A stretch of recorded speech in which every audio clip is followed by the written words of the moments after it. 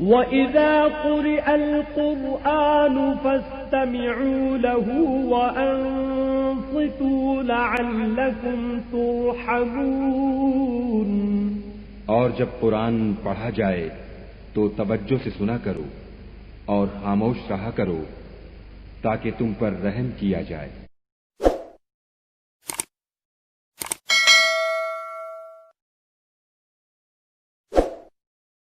بسم اللہ الرحمن الرحیم۔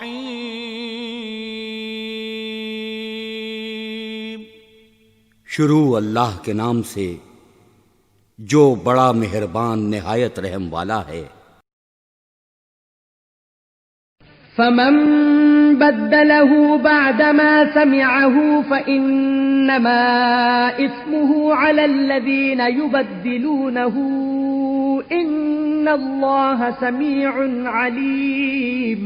جو شخص وصیت کو سننے کے بعد بدل ڈالے تو اس کے بدلنے کا گناہ انہی لوگوں پر ہے جو اس کو بدلیں، اور بے شک خدا سنتا جانتا ہے۔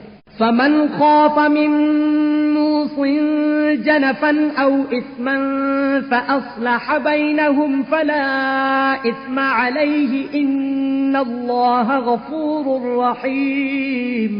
اگر کسی کو وصیت کرنے والے کی طرف سے کسی وارث کی طرف داری یا حق تلفی کا اندیشہ ہو تو اگر وہ وصیت کو بدل کر وارثوں میں صلح کرا دے تو اس پر کچھ گناہ نہیں، بے شک خدا بخشنے والا اور رحم والا ہے۔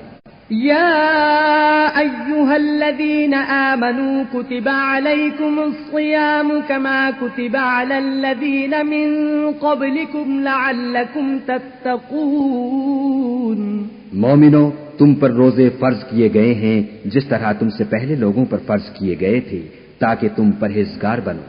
أياما معدودات، فمن كان منكم مريضا أو على سفر فعدة من أيام أخر، وعلى الذين يطيقونه فدية طعام مسكين، فمن تطوع خيرا فهو خير له، وَأَن تَصُومُوا خَيْرٌ لَكُمْ إِن كُنتُمْ تَعْلَمُونَ۔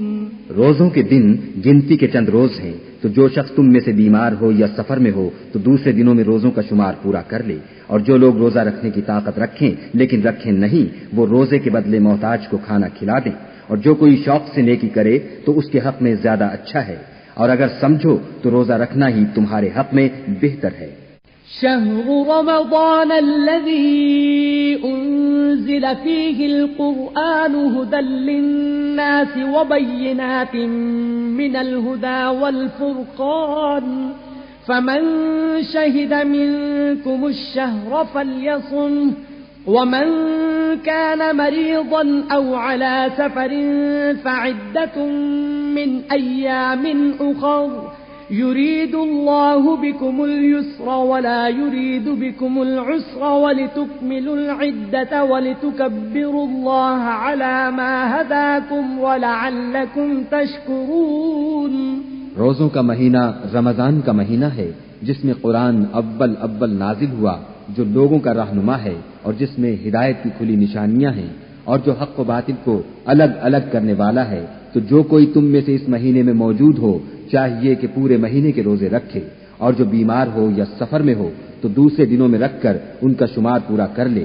خدا تمہارے حق میں آسانی چاہتا ہے اور سختی نہیں چاہتا، اور یہ آسانی کا حکم اس لیے دیا گیا ہے کہ تم روزوں کا شمار پورا کر لو، اور اس احسان کے بدلے کہ خدا نے تم کو ہدایت بخشی ہے تم اس کو بزرگی سے یاد کرو اور اس کا شکر کرو۔